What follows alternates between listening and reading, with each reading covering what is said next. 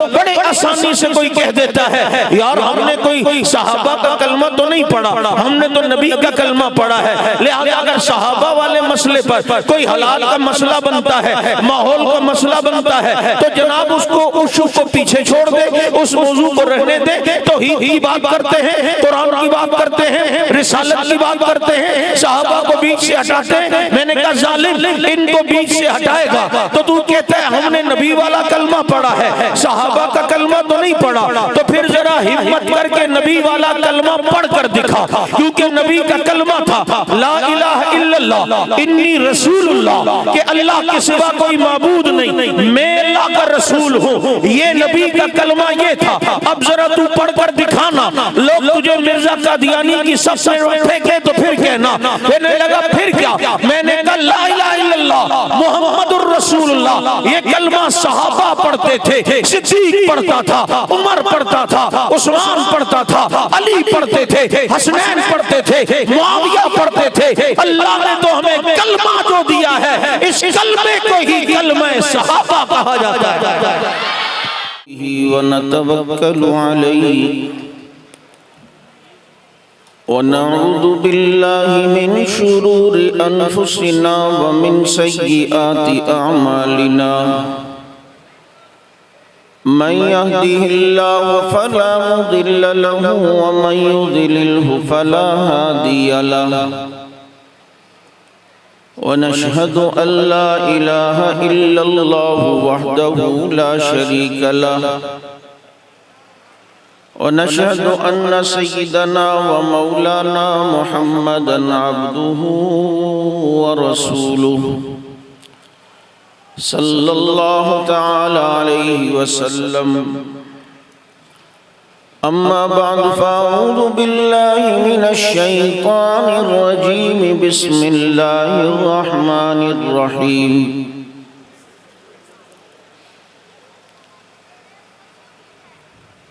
वसयुजन्नबुहल अत्क़ल्लज़ी यु'ती मालहु यतज़क्का वमा लिअहदिन इन्दहु मिन निअमतिन तुजज़ा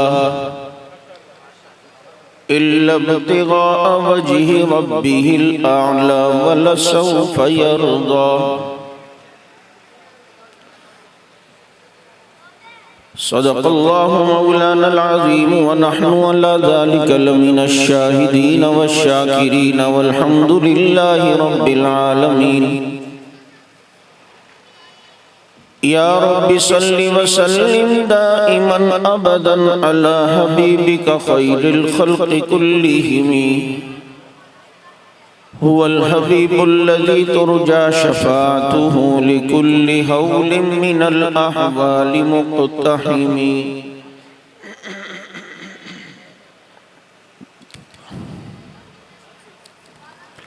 गर शम्स व कमर कोई हाथों में उठा ले, फिर दौलते कौनैन को बाहों में बसा ले, फिर मुझसे कोई पूछे तू इनमें से क्या ले, नाले मोहम्मद को आँखों से लगा ले। नबियों के बाद खल्क में जो बेहतरीन है, सुल्तान अंबिया का वही जानशीन है। और ये सच है कि खतरे अग़यार बहुत है, पर क्या करें सहाबा से प्यार बहुत है। वाजिबुल एहतराम मौजूद उलमा किराम गिरामी कदर सामीन अज़ीज़ साथी और मोहतरम दोस्तों और मौजूद बुजुर्गों, सीरतुन नबी व अज़मत सहाबा व अहले बैत कॉन्फ्रेंस के नाम से मुअन्वन आज का ये प्रोग्राम अपने अंदर एक जामे माने उन्वान लिए हुए है और बता रहा है कि सीरतुन नबी सल्लल्लाहु अलैहि वसल्लम को समझने के लिए अज़मत सहाबा और अहले बैत का समझना ज़रूरी है। देखो, सूरज से फैज़ चांद लेता है, सितारे लेते हैं, हम बराह रास्त सूरज को नहीं देख सकते कि हमारे अंदर वो आंखें ही नहीं है, वो बर्दाश्त ही नहीं है।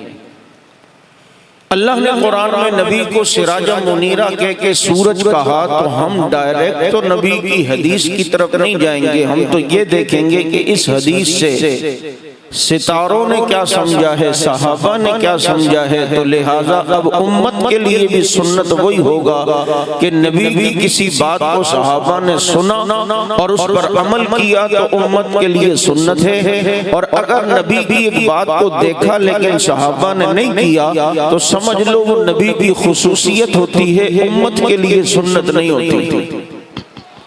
देखो मसलन आज जो लोग कहते हैं कि यार देखो सहाबा वाला मसला बीच में क्यों लाते हो, मुश्तरकात पर आओ।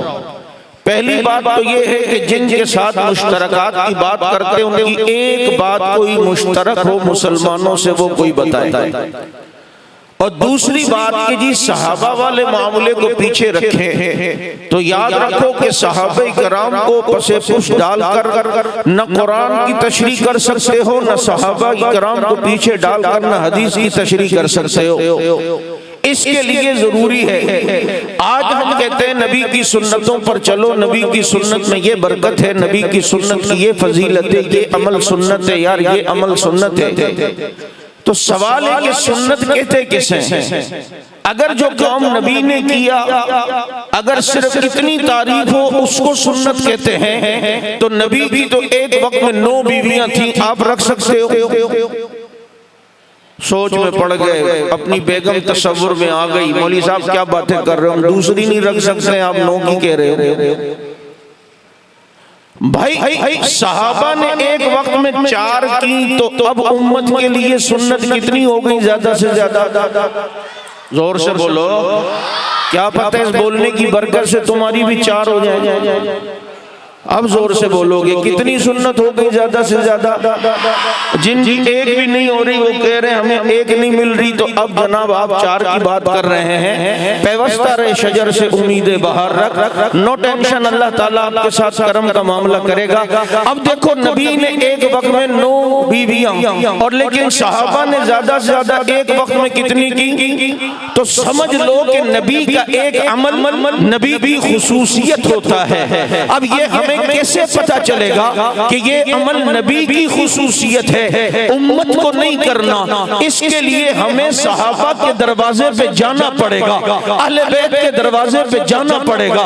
हम देखेंगे कि नबी का एक अमल अगर सहाबा अहले बैत ने किया तो उम्मत के लिए सुन्नत है, लेकिन नबी का एक अमल वो सहाबा अहले बैत ने नहीं किया तो समझ लो वो नबी की खुसूसियत है, उम्मत के लिए सुन्नत नहीं है। आपको पता है नबी का सोने से वुजू नहीं टूटता, मेरे पैगंबर फरमाते मेरी आंखें सोती हैं, मोहम्मद का दिल जागता रहता है। नबी एक लम्हे के लिए भी रब से गाफिल नहीं होते। कभी तुमने तस्बीह हाथ में देखी है? तस्बीह पढ़ रहा होता है आदमी, अब इसे अरबी में मुज़क्किरा कहते हैं। किसी ने कहा मौलवी साहब ये क्या है? मैंने कहा मुज़क्किरा यानी जब मैं रब को भूल जाता हूँ तो ये मुझे याद दिलाती है, इसलिए इसे मुज़क्किरा कहते हैं। तो कहने वाले ने कहा मौलवी साहब नबी के हाथ में कभी थी? मैंने कहा जालिम को कभी भूले ही कब थे, जो उनके हाथ में हो ये तो भूलने वालों को याद दिलाती है, वो तो एक लम्हे के लिए भी नबी गाफिल नहीं होता। इसीलिए तो पैगंबर का सोने से वुजू नहीं टूटता। अब ये अमल है, अब अगर कोई उठे और सहाबा को बीच से हटा दे कि जी मैंने तो सहाबा को नहीं देखना, हम तो मिर्जा इंजीनियर की तरह डायरेक्ट हदीस की तरफ जाने की कोशिश करेंगे, तो अब नबी सो के उठ रहे हैं अगर वुजू नहीं कर रहे हैं तो ये नबी की खुसूसियत है कि नबी का सोने से वुजू नहीं टूटता है। लिहाजा आप में से कोई उठे और जाने लगे तो अगले क्या कहेंगे? अबे सो रहा था, तेरी मिस कॉलें भी आ रही थी, जाकर तू वुजू तो करके आ। अब जनाब आप कहो कि नबी का सोने से वुजू नहीं टूटता, तो आप दुनिया वाले से क्या कहेंगे? वो जालिम वो नबी की खुसूसियत है। सहाबा उठते थे, उठ के वुजू करते थे, उम्मत के लिए भी रब ने वो अमल सुन्नत बना दिया कि जो अमल नबी ने किया हो और उस अमल को सहाबा ने भी किया हो, उस अमल को अल्लाह ने उम्मत के लिए सुन्नत बना दिया। बात समझ शरीफ में आ रही है या नहीं आ रही? बोलो। मेरे पैगंबर पर बाज़ उलमा कहते हैं तहज्जुद फर्ज थी। तहज्जुद हम पे 5 नमाजें फर्ज है, नबी पे 6, तहज्जुद भी। लेकिन सहाबा पर तहज्जुद फर्ज नहीं थी, तो उम्मत के लिए भी फर्ज। तो कहने का मकसद ये है, देखना हमने नबी ही को है, तालीम नबी ही से लेनी है, शरीयत नबी ही लेनी है, लेकिन बजरिया सहाबा, वास्ता सहाबा, इनको बीच से काट कर आप जनाब बराह रास्त अगर लेंगे तो आपको सुन्नत का मफहूम समझ नहीं आएगा, आपको सुन्नत की तारीफ समझ नहीं आएगी। आज अगर सहाबा को बीच से हटा लो, बड़े आसानी से कोई कह देता है यार हमने कोई सहाबा का कलमा तो नहीं पढ़ा, हमने तो नबी का कलमा पढ़ा है। लिहाजा अगर सहाबा वाले मसले पर कोई हलाल का मसला बनता है, माहौल का मसला बनता है, तो जनाब उसको उशू को पीछे छोड़ दे, उस मौजू को रहने दे। तो ही की बात करते हैं, कुरान की बात करते हैं, रिसालत की बात करते हैं, सहाबा को बीच से हटाते हैं। मैंने कहा जालिम, इनको बीच से हटाएगा तो तू कहता है हमने नबी वाला कलमा पढ़ा है, सहाबा का कलमा तो नहीं पढ़ा। तो फिर जरा हिम्मत करके नबी वाला कलमा पढ़ कर दिखा, क्योंकि नबी का कलमा था ला इलाहा इल्लल्लाह इन्नी रसूलुल्लाह, कि अल्लाह के सिवा कोई माबूद नहीं, मैं अल्लाह का रसूल हूँ। ये नबी का कलमा ये था। अब जरा तू पढ़ कर दिखाना, लोग तुझे मिर्जा कादियानी की सबसे फेंके तो फिर कहना। कहने लगा फिर क्या? मैंने कहा ला इलाहा इल्लल्लाह मुहम्मदुर रसूलुल्लाह, ये कलमा सहाबा पढ़ते थे, सिद्दीक पढ़ता था, उमर पढ़ता था, उस्मान पढ़ता था, अली पढ़ते थे, हसनैन पढ़ते थे, मुआविया पढ़ते थे। अल्लाह ने तो हमें कलमा जो दिया है, इस कलमे को ही कलमा सहाबा कहा जाता है। इस कलमे को ही कलमा बोलो। नबी का कलमा क्या था? ला इलाहा इल्लल्लाह। नबी जो पढ़ते थे ला इलाहा इल्लल्लाह इन्नी रसूलुल्लाह, अल्लाह के सिवा कोई माबूद नहीं, मैं अल्लाह का रसूल हूँ। आज ये कलमा कोई पढ़ सकता है? पजोर वया मना कोई पढ़ सकता है? बल्कि हम वो वाला पढ़ेंगे जो अबू बकर ने पढ़ा, जो उमर ने पढ़ा, जो उस्मान ने पढ़ा, जो अली ने पढ़ा। अली ने पढ़ा भी और पढ़वाया भी।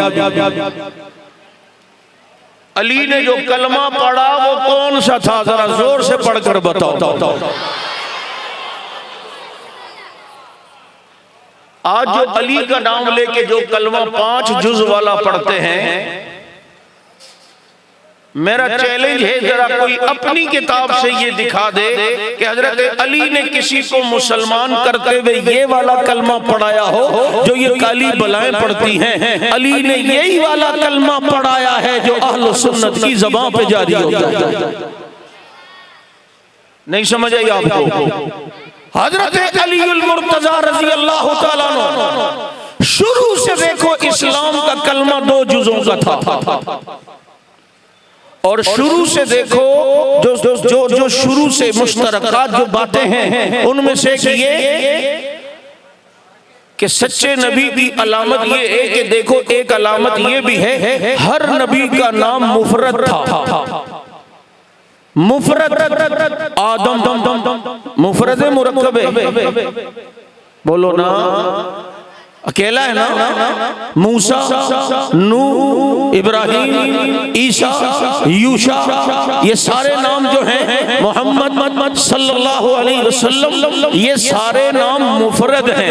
अब एक मिर्जा काना आया, उसने कहा मैं भी नबी हूँ। अब उसका नाम शरीफ क्या है? मिर्जा गुलाम अहमद कादियानी गामा काना। इतने सारे नाम। हमेशा से नबी का जो नाम चलता आया है वो मुफरद है, जिससे पता चला कि नबियों की अलामात में एक अलामत ये भी है कि उनका नाम वाहिद है, जो इसमें जाती है नबी का। इसी तरह याद रखो असली कलमे की पहचान ये है कि शुरू से वो 2 जुज अरूज वाला चलता हुआ आ रहा है। पहले कलमा था ला इलाहा इल्लल्लाह, आदम सफीउल्लाह, ला इलाहा इल्लल्लाह, नूह नजीयुल्लाह, ला इलाहा इल्लल्लाह, मूसा सलीमुल्लाह, ला इलाहा इल्लल्लाह, इब्राहिम खलीलुल्लाह, ला इलाहा इल्लल्लाह, इस्माइल ज़बीहुल्लाह, ला इलाहा इल्लल्लाह, ईसा रूहुल्लाह, ला इलाहा इल्लल्लाह, मुहम्मदुर रसूलुल्लाह। नबियों की निशानियों में से एक ये है कि उनका इसमें जाती वो एक ही नाम का चलता आ रहा है, और असली कलमे की ये अलामत शुरू से ये चलती आ रही है। वो जब भी पढ़ा जाता है हमेशा दो जुज़ों वाला, एक जुज़ में खुदा की तौहीद होती है, दूसरी जुज़ में पैगंबर की रिसालत होती है। दूसरे जुज़ में पैगंबर की रिसालत होती है। हाँ हाँ, तो मैं ये अर्ज कर रहा था, सहाबा और आले बैत को बीच से हटाकर दीन मुकम्मल हो सकता है, लेकिन इतनी बात याद रखो, जो आले बैत है वो भी सहाबा ही हैं, क्योंकि सहाबी कहते हैं जिसने ईमान की हालत में नबी को देखा, जिसने ईमान की हालत में नबी को देखा वो सहाबी है। अब जो अहले बैत हैं इन्होंने ईमान की हालत में नबी को देखा या नहीं देखा? और फिर ये बात भी याद रखो, आज गंगा उल्टी बह रही है। जो अहले बैत का सबसे बड़ा दुश्मन है वो मुहिब होने का दावा करके बैठा है। क्यों? अहले बैत में सबसे पहले अहलिया आती है, इसीलिए अहलिया से अहले बैत है। नहीं समझ आई? अब ऐसी अकल की मारी एक कौम है जो कहती है बीवियां अहले बैत में नहीं है। बाबा बीवियों ही को अहलिया कहते हैं ना, बीवी को क्या कहते हैं? अहलिया। और बीवी को जोजा भी कहते हैं, और बीवी को शरीका हयात भी कहते हैं। शरीका, भाई शरीका हयात कहते हैं या नहीं? शरीका, अच्छा चलो बात चली तो बता दो, बीवी को एक शरीका हयात भी कहते हैं। और शरीका हयात ही से एक बात पता चली कि यानी वो जिंदगी भर की जिंदगी में शरीक होने के लिए आई है, इसीलिए तो इसे शरीका हयात कहते हैं। बीवी को शरीका 2 रात नहीं कहते, बीवी को शरीका 1 रात नहीं कहते, बीवी को शरीका हयात कहना ही तेरे मुता की नफी कर रहा है। बीवी को शरीका हयात कहना ही तेरे मुता की, क्योंकि मुता में शरीका 2 रात होता है, या शरीका है चंद लम्हात होता है, या शरीका 1 रात होता है। जरा पूछ उससे, आज मुता की बात अगर कोई करता है तो जिससे मुता हो उस औरत को क्या कहोगे? मुती या मोटी? उसे क्या कहोगे? बीवी कह नहीं सकते, शरीका हयात कह नहीं सकते, क्योंकि शरीका हयात का मतलब होता है जो सारी जिंदगी के लिए हो, जिसमें मुअक्कत ना हो, एक वक्त की कैद ना हो, इसीलिए उसे शरीका हयात कहते हैं। आज जिन लोगों ने बदकारी और जिना का नाम जनाब की इबादत रख दिया है और बता दिया है, अब ये उन्हें बताना चाहते हैं बीवी को शरीका हयात भी कहते हैं, और शरीका हयात का लफ्ज ही मुता जैसे बदनुमा दाग वाले अमल की तरकीब कर रहा है। ये शरीका 2 रात नहीं होती, बीवी को शरीका हयात कहा जाता है, और बीवी को अहलिया भी कहा जाता है। अल्लाह ने कुरान में कहा वइज़ गदौत मिन अहलिका, ये नबी ओहद में अपने अहल से निकले। तो बताओ नबी अपनी बीवी के घर से निकले थे या नहीं निकले थे? तो इधर अहल कहा बीवी को।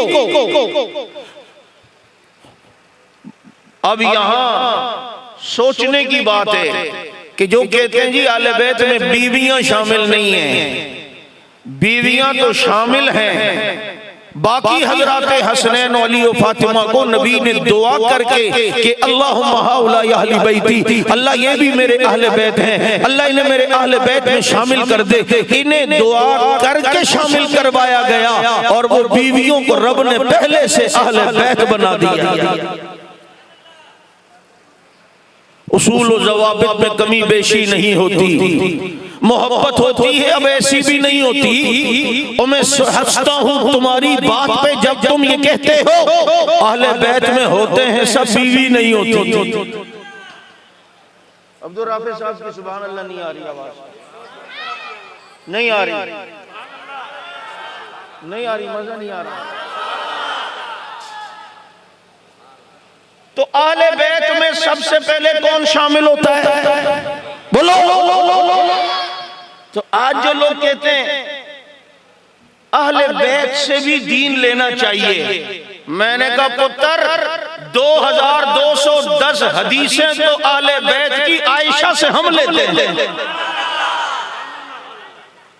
2210 रिवायत की रावियां हैं मेरी मां आयशा, सिद्दीका बिनते सिद्दीक, जिसके हुजरे को रब जन्नत का टुकड़ा बना दे,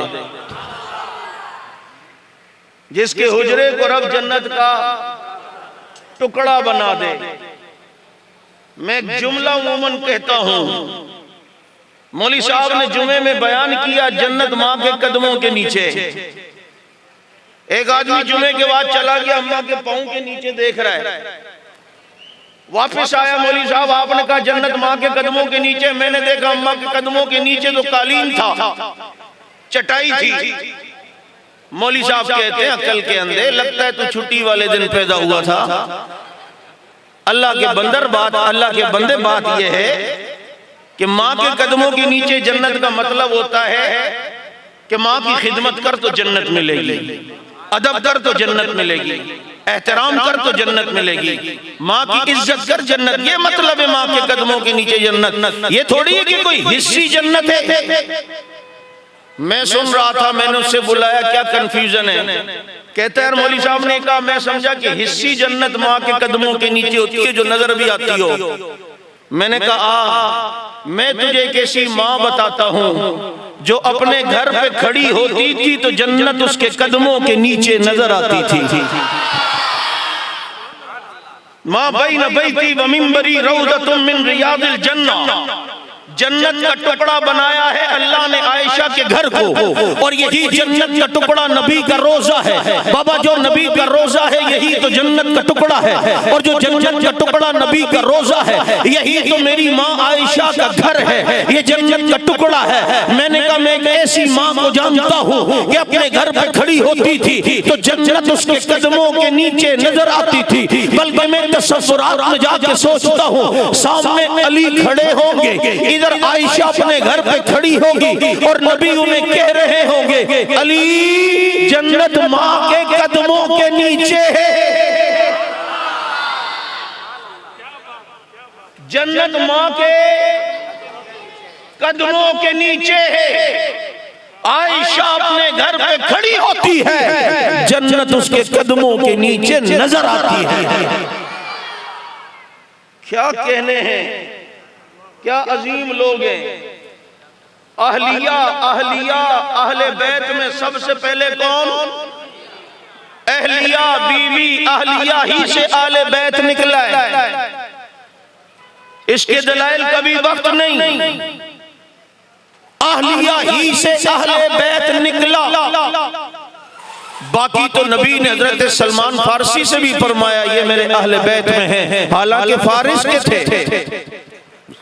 हजरत हसनैन भी अहले बैत में है, हजरत अली भी अहले बैत में है, हजरत फातिमा भी अहले बैत में है। नबी ने इनके ऊपर चादर डाली है, नबी ने इन पर चादर रख के कहा अल्लाहुम्मा हाउलाही अहली बैती। अब इसके बाद रब्बुल इज्जत ने उन्हें भी नबी के अहले बैत में शामिल कर दिया। मुझे किसी ने कहा देखो कितने खुश नसीब हैं, नबी ने इनके ऊपर चादर डाली है। मैंने कहा वाकई अली खुश नसीब है, फातिमा खुश नसीब है, हसन और हुसैन खुश नसीब है कि नबी ने इन पर चादर डाली है। अब मुझे कहने लगा यार अगर बाकी 3 भी नबी की बेटियां होती तो नबी इन पे भी चादर डालते और इन्हें भी कहते आले बैत में है। और मुबाहला जब नजरान के ईसाइयों से हुआ था तो नबी फातिमा को लेके गए थे। बाकी अगर 3 भी नबी की बेटियां होती तो नबी उन्हें क्यों नहीं लेके गए? मैंने कहा एक बात का जवाब दे।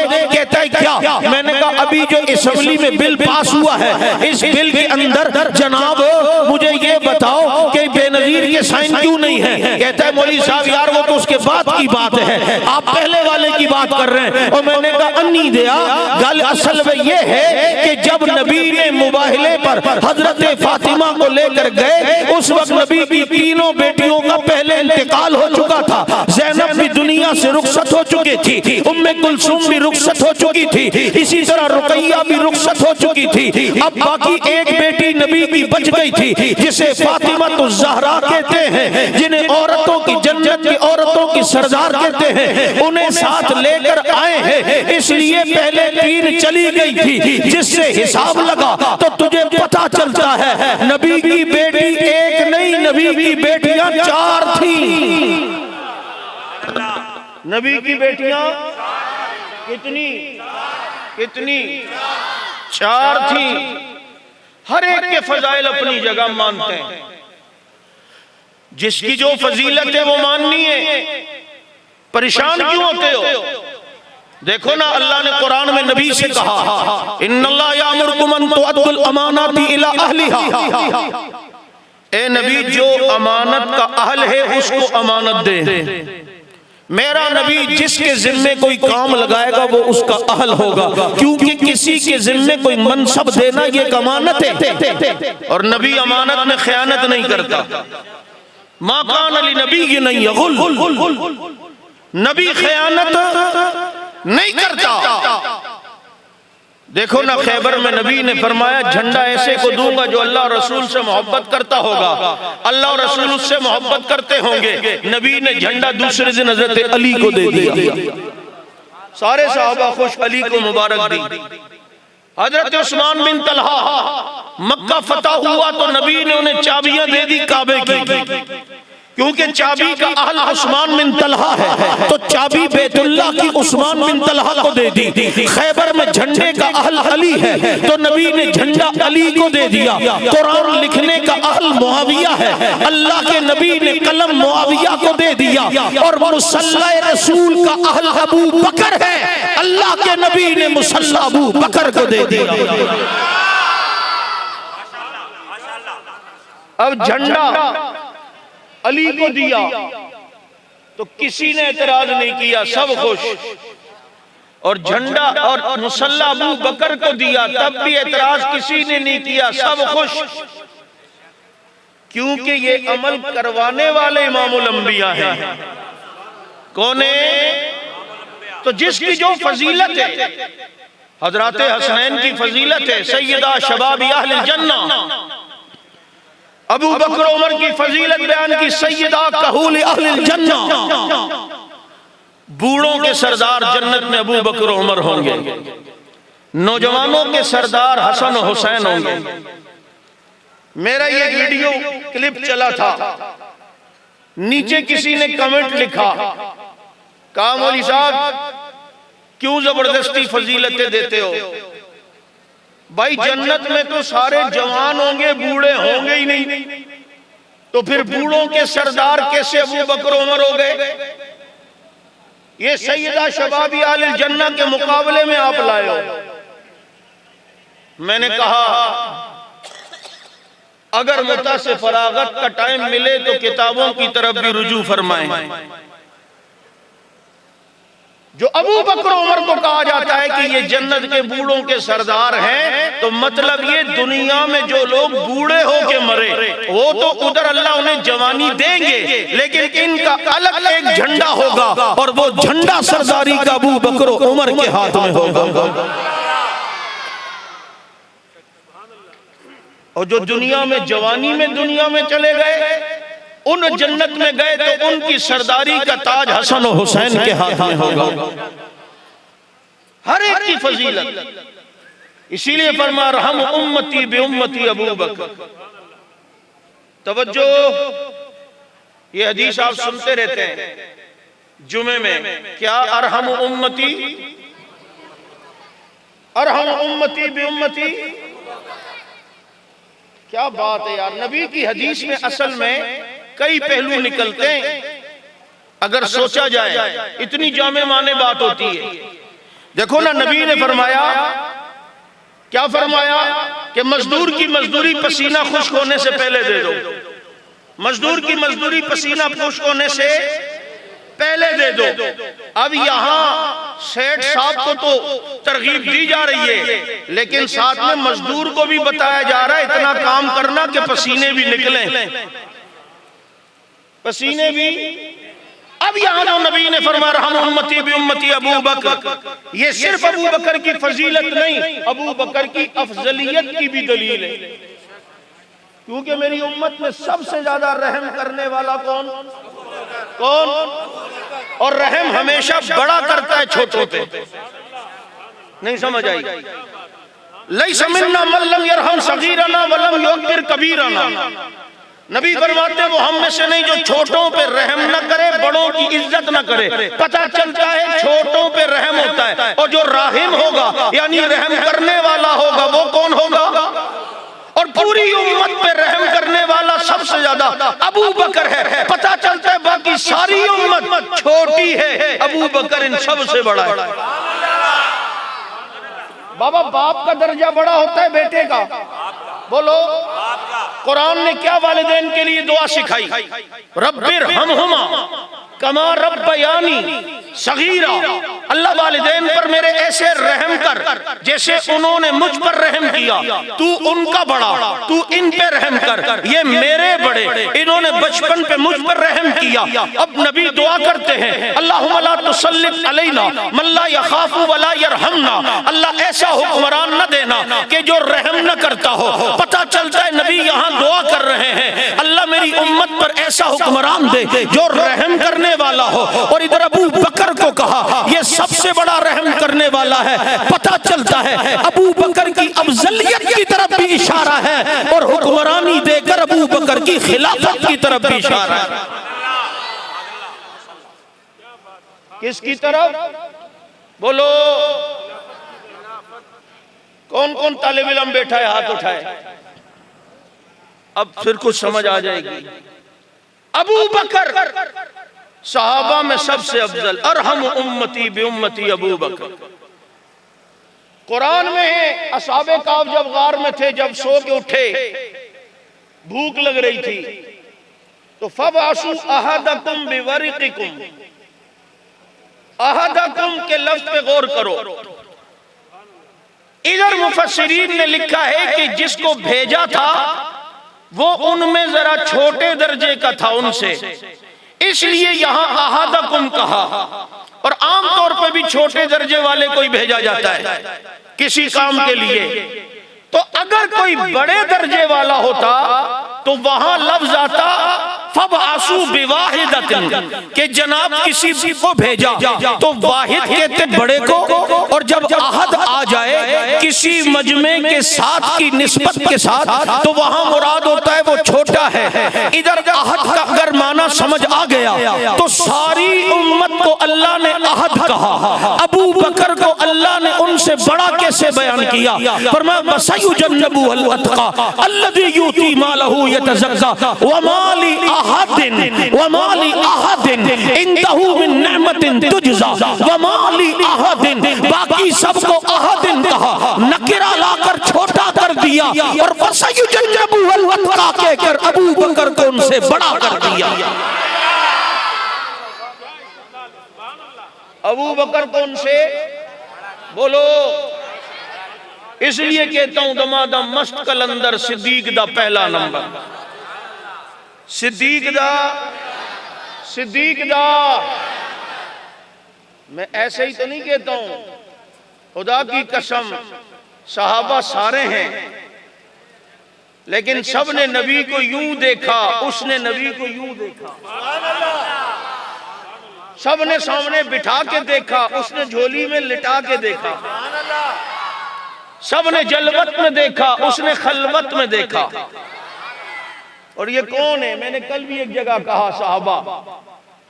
आज आप एक्सरे करवाने जाते हैं, एक्सरे मशीन पे आपको लिटाया जाता है, तो एक स्लाइड चलती है जिससे इतनी तेज रोशनी निकलती है, वो आपकी खाल, हड्डियां, गोश्त को क्रॉस करते हुए अंदर दिल की तस्वीर भी लेकर आ जाती है। वो रोशनी दिल तक जाती है, फिर उसका अक्स आ जाता है एक्सरे पेपर पे। आता है या नहीं आता? तो जो वो रोशनी इतने अंदर तक क्यों जाती है? अब ये एक्सरे मशीन की रोशनी ज्यादा है या सूरज की ज्यादा है? बोलो ना, बोलो। अल्लाह ने कुरान में मेरे नबी को सूरज कहा है, वह सिराजम मुनीरा। यहां भी रोशनी जब सहाबा पे पड़ी, इनकी खालें, जिस्म, गोश्त, हड्डियों को क्रॉस करते हुए दिल तक पहुंची है, और दिल से यूं लेकर अब अक्स कहां नजर आ रहा है? तेरे यहां जनाब नजर आता है, तो एक्सरे पेपर पर। और अब नबी की जो रोशनी पड़कर अब सहाबा का अक्स कहां नजर आता है? जब कोई सामने बैठा हुआ हो ना, तो उसकी आंखों में आप अपने आप को देखेंगे, उसकी आंखों में आप अपना अक्स देखेंगे। और नबी के यारो, तुम्हारी जूतियों पे कुर्बान जाऊं, तुम्हारा अक्स मुस्तफा की आंखों में नजर आता था। नबी की आंखों में और जिनकी तस्वीर नजर आती थी, उन्हीं को दुनिया नबी के सहाबा कहती है। उन्हीं को दुनिया नबी के। यार यूं बैठे होते थे नबी सामने, नबी की आंखों में सहाबा का अक्स। क्या खुश नसीब है नबी की आंखों में जिनका अक्स। अच्छा, बाकी सब का अक्स यूं आया है, एक का यूं आया। वो जरा झुक गया था ना, वो जरा नीचे हो गया था ना। वैसे वो नीचे होता था तो रब उसे ऊंचा करता था, क्योंकि जब पहाड़ पे चढ़ाना था और नबी को कंधों पे बिठाना था, तो अबू बकर नीचे हो, क्योंकि जब किसी के कंधों पे कोई बैठता है तो बिठाने वाला नीचे होगा या नहीं? अबू बकर नीचे हो। आका क्यों? और मैं नीचे हो, आज रब ने तुझे ऊंचा करना है। नीचे हो, आज रब ने तुझे, क्योंकि अब तेरे कंधों पे वो कदम आएंगे, जो कदम अगर हलीमा दाई की ऊंटनी पे लगे तो वो सबसे आगे, मक्का मदीना पे लगे तो वो सबसे आगे, वो कदम बुर्राक पे लगे तो वो सबसे आगे। अफजलियत सिद्दीक की एक ये भी दलील है, वो कदम मुस्तफा सिद्दीक के कंधों पे लगे, वो सहाबा में सबसे आगे। वो सहाबा में बोलो सबसे आगे। इसीलिए तो मैं कहता हूं दमादम मस्त कलंदर सिद्दीक दा। किसका पहला नंबर? किसका पहला नंबर? ये नंबर याद रहेगा, याद रहेगा। गर फर्क के मरातिब न कुनी जिंदगी, अगर फर्क नहीं किया तो जिंदगियत में जाएगा।